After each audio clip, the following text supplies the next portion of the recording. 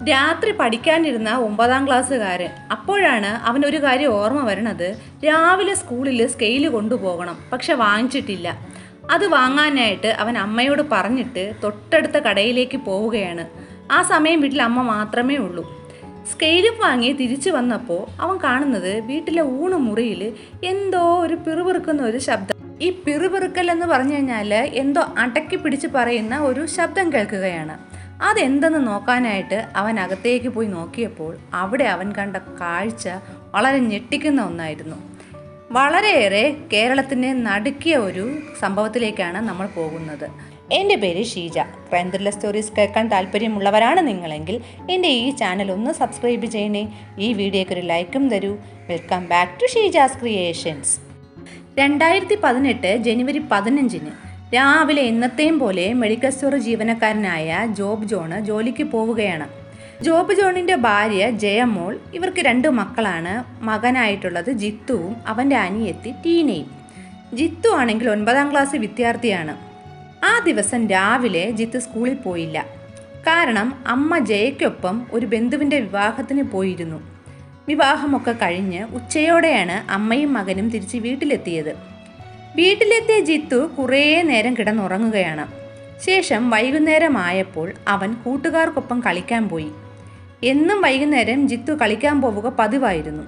കളിച്ചു കഴിഞ്ഞാൽ അവൻ തൊട്ടടുത്തുള്ള അമ്മുമ്മയുടെയും അപ്പൂപ്പൻ്റെയും വീട്ടിൽ പോയി കുറേ നേരം ചിലവഴിച്ചിട്ടേ തിരിച്ച് വീട്ടിലേക്ക് പോവുകയുള്ളൂ. അങ്ങനെ അന്നും കളി കഴിഞ്ഞ് ജിത്തു ഗ്രാൻഡ് പാരൻസിൻ്റെ വീട്ടിലേക്ക് പോയി. അതിനുശേഷം ഒരു 6 മണിയോടെയാണ് ജിത്തു വീട്ടിലെത്തിയത്. രാത്രിയായപ്പോൾ ജിത്തു പഠിക്കാനിരിക്കുകയാണ്. അപ്പോഴാണ് സ്കെയിൽ വാങ്ങേണ്ട കാര്യം ഓർമ്മിക്കുന്നത്.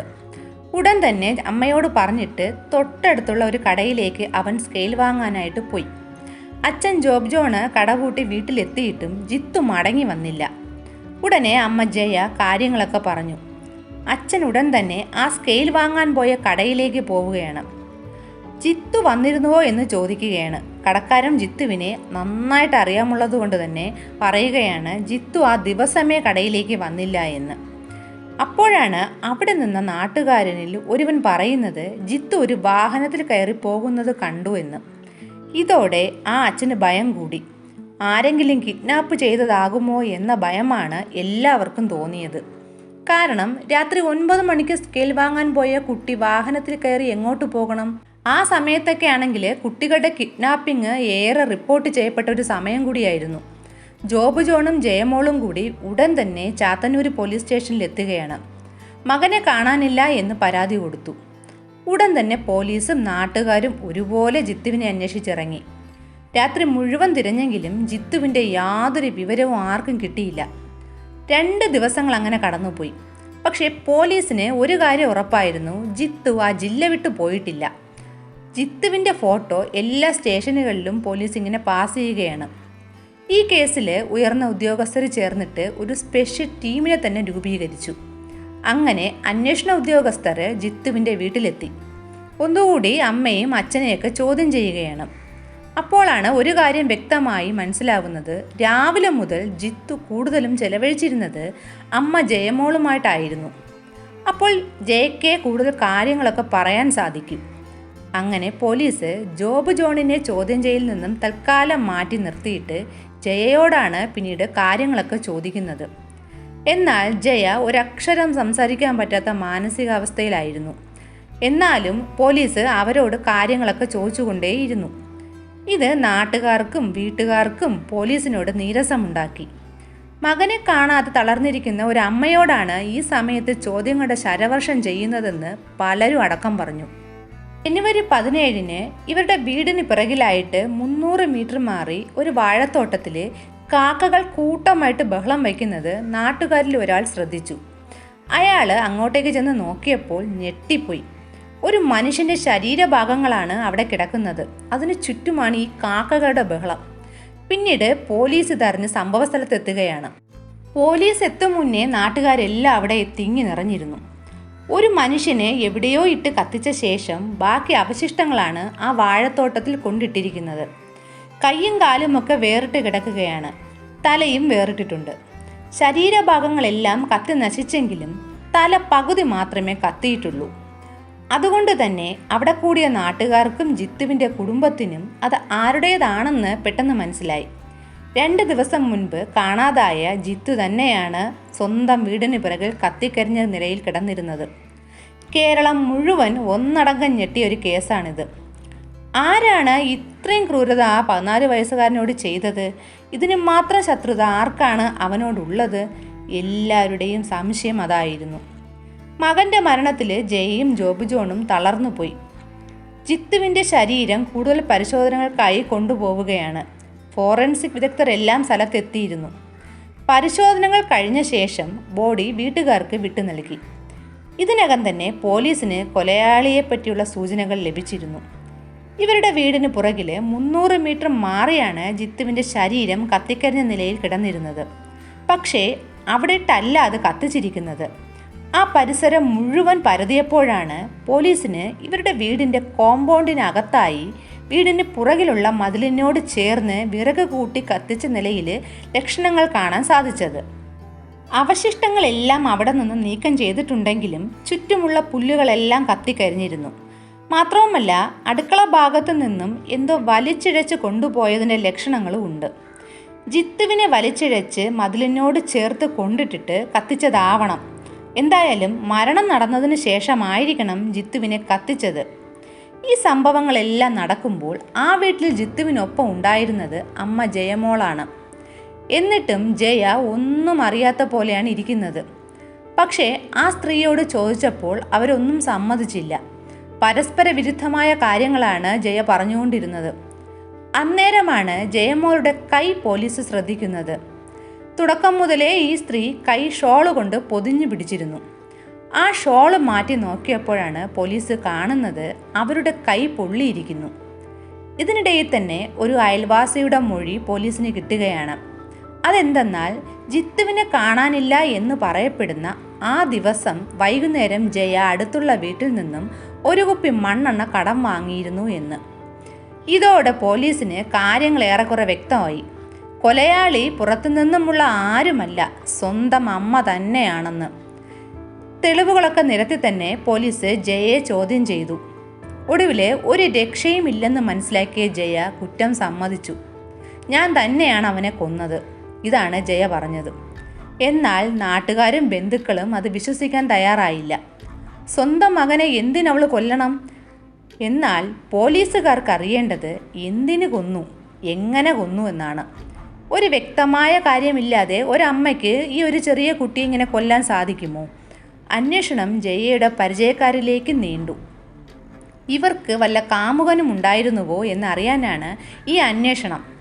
സംശയത്തിൻ്റെ പേരിൽ ഒരാളെ അന്ന് പോലീസ് കസ്റ്റഡിയിലെടുത്തെങ്കിലും അയാൾക്ക് ഈ കേസിൽ യാതൊരു ബന്ധവുമില്ലെന്ന് മനസ്സിലായതോടെ പിന്നീട് അയാളെ വെറുതെ വിടുകയാണ് ചെയ്തത്.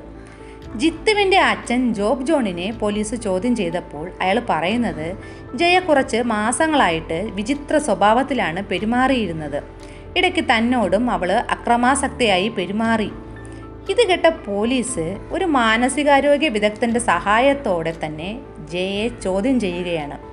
സൈക്കാട്രിസ്റ്റിൻ്റെ അഭിപ്രായത്തിൽ ജയമോൾക്ക് മാനസിക പ്രശ്നങ്ങളുണ്ട്. പിന്നീട് ജയ നടന്ന കാര്യങ്ങളെല്ലാം പോലീസിനോട് തുറന്നു പറഞ്ഞു. ഞെട്ടലോടെ മാത്രമേ നമുക്കത് കേൾക്കാൻ സാധിക്കുകയുള്ളൂ. 4 പേരടങ്ങുന്നതായിരുന്നു ജിത്തുവിൻ്റെ കുടുംബം. അച്ഛൻ ജോബ് ജോണ്, അമ്മ ജയമോള്, ജിത്തു, അനിയത്തി ടീന. സന്തോഷകരമായിട്ടാണ് ആ കുടുംബം പോയതെങ്കിലും ചില കുടുംബ പ്രശ്നങ്ങൾ കാരണം ഇവർക്കിടയിൽ തർക്കങ്ങൾ പതിവായി. ജോബ് ജോണിൻ്റെ അച്ഛൻ ജോണിക്കുട്ടിയും അമ്മ അമ്മിണി ജോണും ഇവരുടെ വീടിനടുത്തുള്ള കുടുംബ വീട്ടിലാണ് താമസം. ഇവരും ജയയും തമ്മിൽ ഒരിക്കലും ചേരാത്ത രീതിയിലായിരുന്നു. സ്വത്ത് തർക്കമായിരുന്നു കാരണം. ഇതിൻ്റെ പേരിൽ ജയയും ജോബ് ജോണും വഴക്കിട്ടിരുന്നു. പലപ്പോഴും ജയമോൾ സമനില തെറ്റിയ മറ്റാരെയോ പോലെ പെരുമാറിയിരുന്നു. ആ സമയത്താണ് എന്താണ് പറയുന്നതെന്നും എന്താണ് പ്രവർത്തിക്കുന്നതെന്നും ആ സ്ത്രീക്ക് യാതൊരു ബോധവുമില്ല. ജോബിൻ്റെ അച്ഛനെയും അമ്മയെയും കാണുന്നതേ ജയയ്ക്ക് ഇഷ്ടമല്ല. അവൾ ആ വീട്ടിലേക്ക് അതുകൊണ്ട് പോകുകയുമില്ല. എന്നാൽ ജിത്തുവിന് അങ്ങനെയൊന്നുമല്ല. അവന് അപ്പൂപ്പനെയും അമ്മൂമ്മയും ജീവനായിരുന്നു. ആ വീട്ടിൽ അവൻ ഡെയിലി പോകും. ഇത് ജയയ്ക്ക് ഇഷ്ടമല്ല. അമ്മയുടെ ഈ ദേഷ്യം പിടിച്ച സ്വഭാവം ജിത്തുവിന് തീരെ പിടിച്ചിരുന്നില്ല. ഗ്രാൻഡ് പാരൻസിൻ്റെ വീട്ടിൽ പോയി വന്നാൽ ജയ ജിത്തുവുമായിട്ട് വഴക്കുണ്ടാക്കും. എന്നാൽ ജിത്തു അപ്പോഴെല്ലാം അപ്പൂപ്പനെയും അമ്മൂമ്മയും സപ്പോർട്ട് ചെയ്ത് സംസാരിക്കുകയും ചെയ്യും. ഇത് ജയയിൽ കടുത്ത ദേഷ്യം ഉണ്ടാക്കിക്കൊണ്ടിരുന്നു. ജയ പരിസരം മറന്ന് ഭ്രാന്തിയെപ്പോലെ പെരുമാറുന്നത് കണ്ടിട്ട് അവരെ ഒരു സൈക്കാട്രിസ്റ്റിനെ കാണിക്കാൻ ഇരിക്കുകയായിരുന്നു ജോബ് ജോൺ. അതിനിടയിലാണ് ഈ ദാരുണ സംഭവം നടന്നത്. ഇന്ന് സംഭവിച്ചത് ഇതാണ്. ജിത്തു പതിവ് പോലെ വൈകുന്നേരം കളിക്കാൻ പോയി. കളി കഴിഞ്ഞ് അവൻ അപ്പൂപ്പൻ്റെയും അമ്മൂമ്മയുടെയും വീട്ടിൽ പോയിട്ട് വന്നു. ജിത്തുവുമായിട്ട് ജയ സ്ഥിരമായിട്ട് അവിടെ പോയിട്ട് വന്ന് വഴക്കിടും പോലെ വഴക്കിട്ടു. അമ്മയുടെ ഈ സ്വഭാവം കൊണ്ടാണ് അച്ഛന് അമ്മൂമ്മയും അപ്പൂപ്പനും സ്വത്തൊന്നും എഴുതി കൊടുക്കില്ല എന്ന് പറയുന്നതെന്ന് അവൻ പറഞ്ഞു. ഇത് ജയയ്ക്ക് ആകെ ദേഷ്യമായി. ഈ ഒരു കാരണമാണ് ജയ പോലീസിനോടും പറഞ്ഞത്. ഇതേ തുടർന്ന് ഉണ്ടായ സംസാരത്തിൽ ജിത്തു ജയയെ പൂർണ്ണമായിട്ടും തള്ളിപ്പറഞ്ഞു. അമ്മയുടെ സ്വഭാവമാണ് മാറ്റേണ്ടതെന്ന് അവൻ ശക്തമായി പറഞ്ഞു. അപ്പൂപ്പനെയും അമ്മൂമ്മയും ജിത്തു പൂർണ്ണമായിട്ട് സപ്പോർട്ട് ചെയ്യുകയും ചെയ്തു. ഇത് ജയയ്ക്ക് സഹിച്ചില്ല. അടുക്കളയിൽ ഇരുന്നപ്പോഴാണ് ഈ ഒരു സംസാരം നടക്കുന്നത്. ജയ അവിടെ കിടന്ന ഒരു വിറക് കഷ്ണം എടുത്ത് ജിത്തുവിൻ്റെ തലയിൽ ഒരൊറ്റ അടിയാണ്. ആ അടിയിൽ തന്നെ തല പൊട്ടി ചോര വന്നതും ജിത്തുവിൻ്റെ ബോധം പോയി. ബോധം കെട്ട് കിടക്കുന്ന ആ കുട്ടിയുടെ കഴുത്തിൽ സ്വന്തം ഷോൾ ഇട്ട് ആ സ്ത്രീ കഴുത്ത് ഞെരിച്ച് കൊല്ലുകയാണ്. അത് മാത്രമല്ല പിന്നീട് ജയ ചെയ്തു കൂട്ടിയത്. മനസ്സാക്ഷി നടക്കുന്ന സംഭവങ്ങളാണ് അവൾ ചെയ്തത്. മരണപ്പെട്ട ജിത്തുവിനെ വീടിന് പുറകിലൂടെ വലിച്ചിഴച്ചു കൊണ്ടുവന്ന് മതിലിനോട് ചേർത്ത് കൊണ്ടിട്ടു. എന്നിട്ട് ആ കുട്ടിയുടെ ശരീരത്തിൽ കരിയിലകളും വിറകുകളും ഒക്കെ കൊണ്ട് മൂടി. ശേഷം അടുത്തുള്ള വീട്ടിൽ നിന്നും മണ്ണെണ്ണ വാങ്ങിക്കൊണ്ടുവന്ന് കത്തിച്ചു. എന്നിട്ട് ഇവർ വീട്ടിനകത്തേക്ക് കയറി പോവുകയാണ്. ഇവരുടെ വീടിന് പുറകിലാണ് ഈ വാഴത്തോപ്പുള്ളത്. അതുകൊണ്ട് തന്നെ അവിടെ ആരും അത്ര ശ്രദ്ധിക്കുന്ന സ്ഥലവുമല്ല. രാത്രി ആയപ്പോൾ ജയ ഈ മകനെ കത്തിച്ച ആ ഒരു സ്ഥലത്തെത്തിയിട്ട് തീ കെടുത്തിയ ശേഷം അവശിഷ്ടങ്ങളൊക്കെ വാരിയെടുത്ത് ആ വാഴത്തോപ്പിൽ കൊണ്ടിടുകയാണ്. ജോബ് എത്തും മുമ്പേ തന്നെ അടുക്കളയിലെ രക്തക്കറ എല്ലാം ജയ വൃത്തിയാക്കി കഴിഞ്ഞിരുന്നു. പിന്നീടാണ് അവർ ഈ കള്ളം മുഴുവൻ പറഞ്ഞൊപ്പിച്ചത്. ഒരു മാനസിക രോഗിയെന്ന് പരിഗണിച്ച് നമ്മുടെ നിയമം ഇവരുടെ ശിക്ഷ ഇളവ് ചെയ്യുമെന്നത് ഉറപ്പാണ്. അതാണ് നമ്മുടെ നിയമം. നിസ്സാര കാര്യത്തിന് സ്വന്തം മകനെ ഇത്ര ക്രൂരമായി കൊന്ന ആ സ്ത്രീക്ക് എന്ത് ശിക്ഷ കൊടുക്കണമെന്നാണ് നിങ്ങളുടെ അഭിപ്രായം? നിങ്ങളുടെ ഓരോരുത്തരുടെയും ആ അഭിപ്രായം ഒന്ന് കമൻറ്റ് ചെയ്യൂ. പുതിയൊരു ക്രൈം ത്രില്ലർ സ്റ്റോറിയുമായിട്ട് വീണ്ടും വരാം. Thanks for watching.